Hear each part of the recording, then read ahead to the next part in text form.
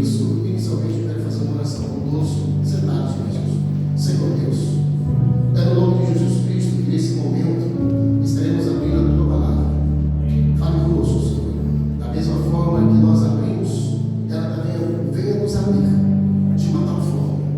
Eu não posso, Senhor, mudar uma vírgula daqui de dentro, mas toda vírgula daqui de dentro muda tudo aqui dentro. Por isso, Senhor, eu lhe peço, fale conosco, muda-nos, molda-nos, transforma-nos, nos aproxima do Senhor de uma tal forma que nós não possamos mais nos ver, mas vem o Senhor em nós, nas nossas ações, nas nossas atitudes, nos nossos comportamentos, na nossa vida, que possamos sermos maridos, mulheres, servos, homens e mulheres, família de Deus, abençoados pelo Senhor. Por isso eu lhe peço, fale conosco. Bom seria se o Senhor falasse aquilo que queremos ouvir, mas isso não vai mudar nada na nossa vida, a não ser massagear o nosso ego. Por isso, fala aquilo que precisamos, confronta-nos, nos traz para próximo do Senhor, em nome de Jesus. Amém? Você que tem a sua Bíblia, a palavra do Senhor, eu gostaria que você pegasse ela, a Bíblia impressa, é muito importante você tê-la. Segundo livro de Samuel, o capítulo de número 9. Segundo livro do profeta Samuel, o capítulo de número 9.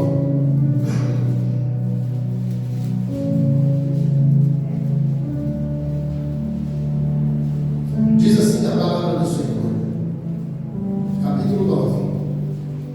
Segundo Samuel, capítulo 9. E disse Davi: ainda há alguém que ficasse na casa de Saul para que ele faça o bem por amor de Jonatas? E havia um servo na casa de Saul cujo nome era Ziba. E chamaram e vieram a Davi e disse o rei: eis que tu, Ziba? E ele disse: teu servo. E disse o rei: há alguém na casa de Saul para que eu use de benevolência de Deus? Então disse Ziba ao rei: ainda há um filho de Jonatas, aleijado de ambos os pés. E disse-lhe o rei: onde estás? Disse Ziba ao rei: eis que está na casa de Maquir, filho de Amiel, em Lodebar, somente até aqui. Amém? Senhor, não é pelo muito falar, mas é pelo agir do Santo Espírito. Fale conosco mais uma vez, para a honra e para a glória do teu Santo. Amém, Deus, aleluia. Está me ouvindo bem? Amém. Vamos entrar no instante agora, por gentileza, eu vou dar uma breve introdução, para que nós possamos entrar no texto e é isso. Quando nós abrimos a palavra do Senhor, no segundo livro do profeta Samuel, nós observaremos e vamos constatar aqui uma história rica e principalmente aplicável em nossas vidas. Eu quero, nesta noite, que o Espírito Santo traga luz através de mim a essa palavra sobre a sua vida. Amém, Deus. Para que possamos entender e compreender. Nesse período, capítulo 9, quando chegamos no capítulo 9 do segundo livro de Samuel, aqui Davi já está reinando. Nesse capítulo 9, ele já está reinando. Porém, quando nós falamos de Davi e Jonatas, nós vamos compreender que antes dele reinar, houve uma grande perseguição sobre Davi. Davi sofreu uma perseguição dentro da sua própria família. Da sua própria família ele foi, porque Saul era o seu sogro. Então Davi, ele foi perseguido pelo seu sogro, a ponto de querer matá-lo de qualquer forma, matá-lo de qualquer maneira, aonde ele estivesse. Davi, ele não tinha dinheiro. Davi, ele não tinha coroa. Davi, ele não tinha uma capa. Davi, ele não tinha ouro, mas ele tinha a unção de Deus. E a unção de Deus, quem não tem, persegue. Quem não tem, quer matar. Quem não tem, quer destruir. Por isso que, naquele momento, Saul, ele queria destruir Davi. Só que é interessante que Davi e Jonatas, eles fizeram uma aliança, a ponto de que essa aliança se transforma em um trato muito grande. Porque, nesse momento, a Bíblia diz que Saul estava perseguindo e odiando Davi. Mas havia uma festa nesse período, a festa ia congregar toda Israel naquele momento. Jonatas falou para Davi: Davi, eu vou para a festa. Eu sei que você quer voltar para Jerusalém, para a casa do rei. E se eu ver se lá tem condições de você voltar, vamos fazer um trato. Que trato é esse? Quando eu sair da festa, eu mando meu servo à frente. E esse servo vai à frente. Vocês estão ouvindo? Diga amém. Esse servo vai à frente. E quando eu sair da festa e ele for à frente, eu pego meu arco e minha flecha. E eu vou lançar a flecha. Se eu lançar, eu mando meu servo ir.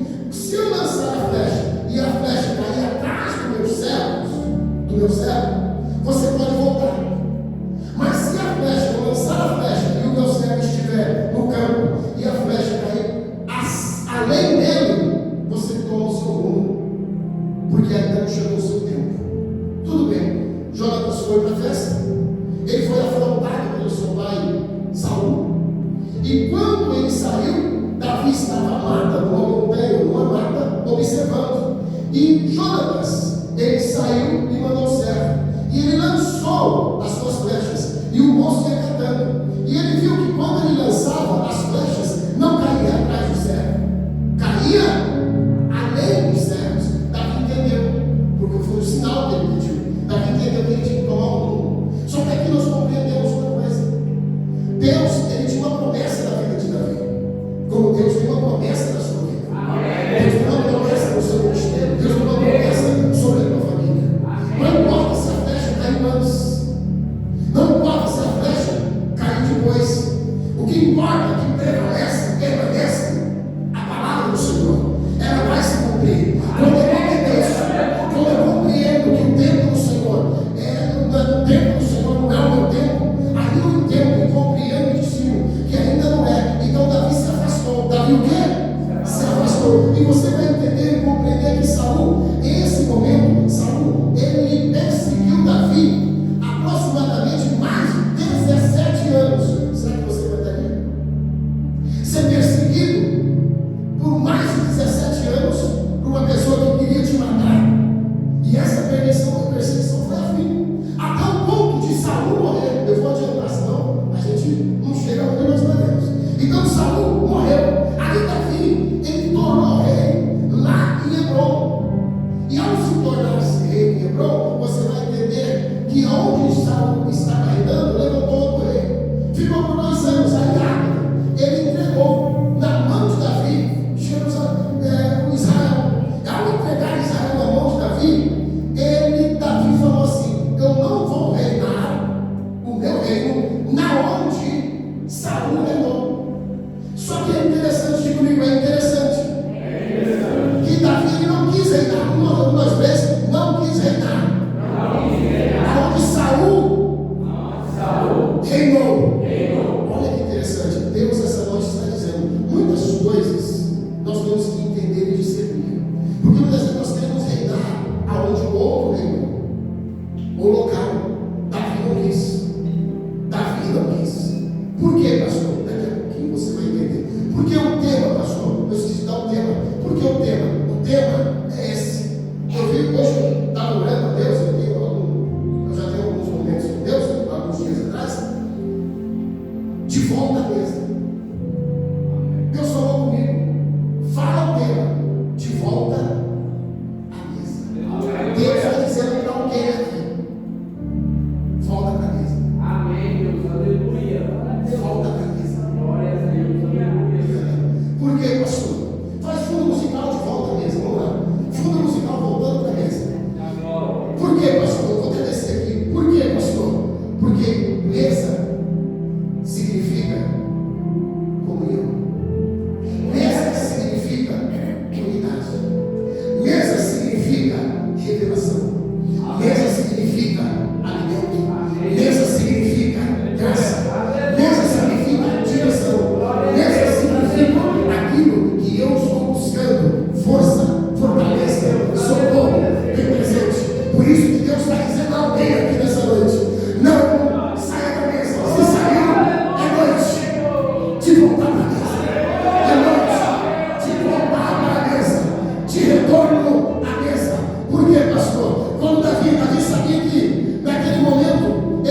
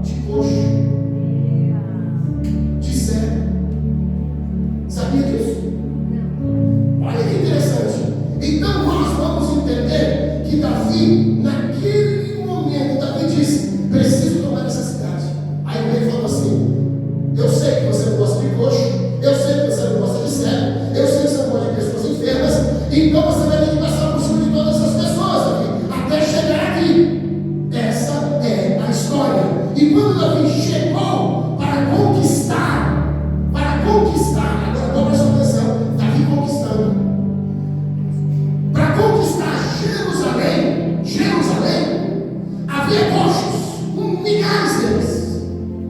Davi entrou na cidade. Cadê uma espada? Não tem uma espada. Cadê um facão aqui? Eu vou roubar um facão. Não tem espada, não tem facão. Então, vou pegar meu projeto. Davi, olha que interessante. História. Davi, ele entrou na cidade. E sabe o que os coxos falaram para Davi? Os cegos falaram para Davi: Davi, filho de Jessé, tem misericórdia de mim. Davi, filho de Jessé, tem misericórdia de mim. E morria. A espada. Ele não tinha dor. Ele matava. Passava essa história. Passamos os profetas. Anos. O exílio. Vem o Novo Testamento. Entra um homem. Vem comigo na história. Vem um homem andando em uma cidade chamada Jericó. E ele passa pelo cego. E aí o cego para ele, porque não viu, dizendo: Jesus, filho de Davi, tem misericórdia de mim. Na história, o cego sabia, ele queria morrer. O cego queria morrer, tirar sua própria vida. Mas ele não tinha coragem, porque ele sabia que ele ia para o inferno. Só que é interessante que naquele momento Jesus para, porque ele já tinha passado pelo cego. Ele para e manda chamar. Aí Jesus faz a pergunta sempre: qual que queres que eu te faça? Jesus veio para consertar a história. Jesus está dizendo aqui: eu não sei como é que chegou a história até hoje aqui. Eu não sei como chegou. Talvez você chegou aqui querendo desistir de tudo. Porque quando aquele cego estava na beira do caminho, meditando, sentado meditando, ele subiu e foi até Jesus. E foi até o Senhor. Jesus, ele sabia. Porque se Jesus falasse: você vai morrer, ele morreria ali mesmo, na mesma hora.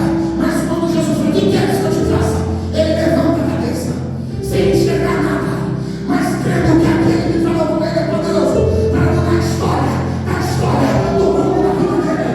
Ele disse: eu quero que o Senhor abra minhas vistas. Então veja, e aquele cego Bartimeu abriu as vistas. Jesus está dizendo: eu te trouxe aqui hoje.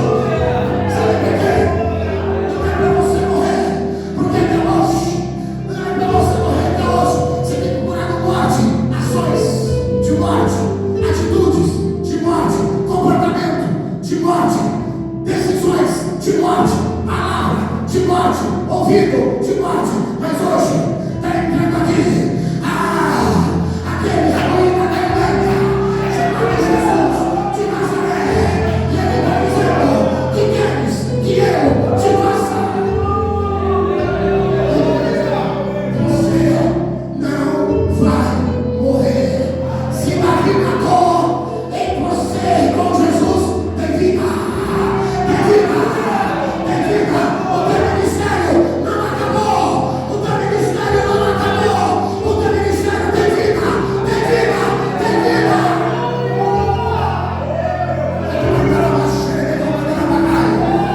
Eu sinto a presença do poderoso. Tem vida. Aleluia. Quem pode dar glória a Deus? Vem a história. Meus horários aqui daí. Vem a história. Vamos voltar. O Mike está muito acelerado hoje. Vamos voltar. Aí, capítulo 9, o versículo 3. Ele pergunta para Ziba: quando é descer?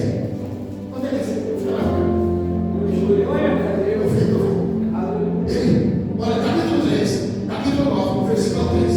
Ele pergunta para Ziba: tem algum filho da casa de Saul que eu possa agir com benevolência? Aí, quem é que se aproxima? Ziba fala: tem alguém sim. O nome dele é Mefibosete. É.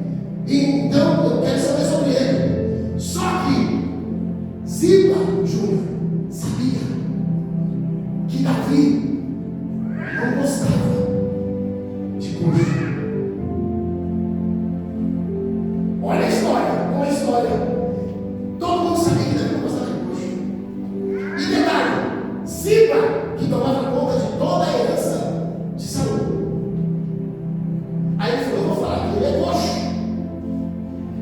e ele vai mandar matar, e eu vou ficar rico para toda a minha vida, porque é o último da descendência de Saul que está vivo. Aí ele disse: mora na casa de Maquir, lá em Lodebar, só que ele é coxo. Quando Davi ouve que é coxo, todo mundo no reino parou. Parou, doutor. Parou. Sabe por quê? O que Davi vai fazer? E agora, o que você vai fazer? O que Davi fez? A história diz: manda chamar. Não adianta. Aqueles que se levantam, os cibas que se levantam contra o seu ministério. Não adianta. Não adianta. Eles sempre vão procurar falhas. O seu ministério, a sua vida, sempre vão buscar falhas. Tem uns cibas que estão assim, ó, de olho em você. São servos, mas não servem. São servos, mas não servem. Então, os cibas estão andando por aí, buscando, porque o servo serve. O servo serve. Mas Ziba era servo, mas não servia. Ele servia só para se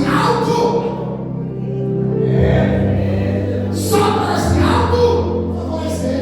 Esse é o Ziba. Você agora me pergunta: você conhece? Por favor, você conhece o Ziba? Já tem um ano falando isso. Então, aí Ziba vai buscar evangelistas, vai buscar esse processo aonde? Lá em Lodebar. Aí eu vou contar a história, depois eu conto a história de Lodebar, na casa da onde? De Maquir. Maquir era um homem fantástico. Maquir era um homem fantástico. Ele chegou lá. Por quê, pastor? Porque sempre o inimigo, olha só, sempre o inimigo quer arrumar falhas em você. Sempre. E a mentira muitas vezes quer prevalecer. Só que os filhos de Jacó pegaram a capa do seu irmão José, untaram ela com o sangue de um animal para dizer que ele estava morto. Mas a mentira não prevalece. A mentira tem um tempo. Ela tem um tempo de validade. A verdade, Sérgio? Não. A verdade é hoje, é amanhã, é depois. Aleluia! É verdade. Por isso que Jesus disse: eu sou. A verdade não só prevalece. Sempre a verdade, ela dói, mas prevalece. A mentira, ela, muitas das vezes, ela é doce, mas é amarga, como o fel no tempo. Por isso, é melhor viver dentro da verdade. Não estou bem. Esses dias me perguntaram, se eu estava aqui na igreja, me perguntaram: pastor, eu estou bem? Eu falei: não estou bem, não posso mentir, porque eu vou fazer tudo. Mas no final do culto, meu irmão, pode ter certeza, eu vou saber, porque Deus vai falar, eu saí daqui salvo, eu saí daqui chutando, meu irmão, dando glória a Deus, porque eu sei, cheguei mal, mas eu saí bem, porque entrei na casa do Pai. Vamos voltar para a história, senão a gente não sai daqui hoje. Então, naquele momento, ele estava falando, ele mandou chamar, não foi nem os moços, mas ele mandou chamar e mandou trazer Mefibosete. E falou para Ziba: você dá tudo que estava sob o seu comando, que era de Saul. As terras de Jerusalém eram muita terra aqui, muita terra ao qual estava sob o domínio daquele momento, aos cuidados de Ziba. Era muita terra, ou mais de um terço, como diz Flávio José, mais de um terço das terras de Jerusalém era agora de Mefibosete, era agora dele. Então ele e o rei Davi deu uma ordem para Ziba, falou assim: agora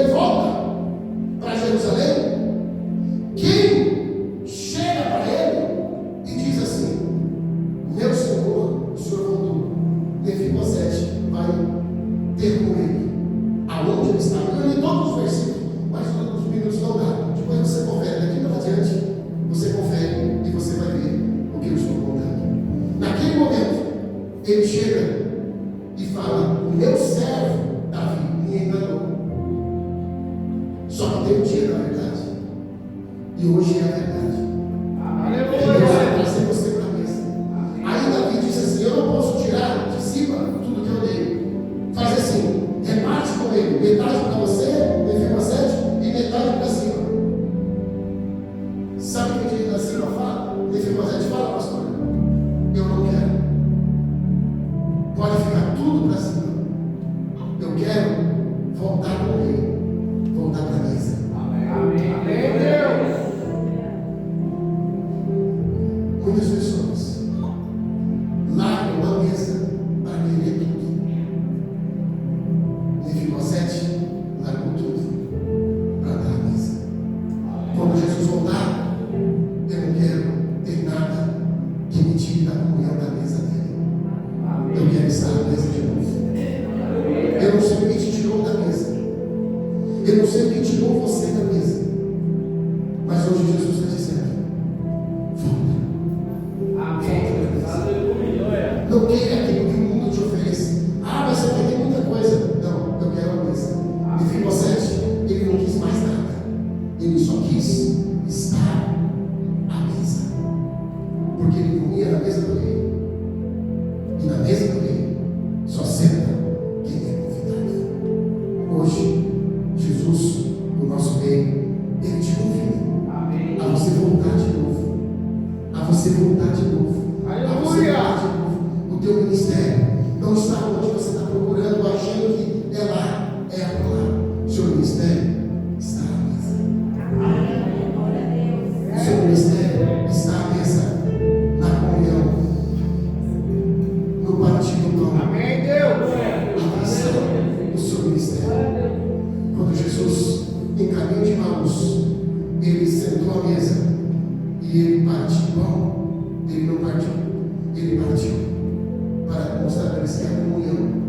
Deus, nesse momento, está dizendo: eu estou à mesa, eu estou esperando Amém. você Aleluia. de volta. Amém. À mesa. Aleluia. Eu quero orar com você agora. Amém, Deus. Aleluia. Eu quero orar com você agora. Senhor, o Senhor sabe que tem pessoas aqui que precisam voltar a estar à mesa com o Senhor. Uma mentira, uma calúnia, coisas erradas fizeram essa pessoa sair daquilo que o Senhor tem para ela. E hoje Jesus te chama de volta à mesa, porque eu nunca deixei de te esperar. Eu nunca deixei de acreditar no que eu te dei. Eu nunca deixei. Eu sempre acreditei no teu ministério. Eu sempre acreditei na sua capacidade.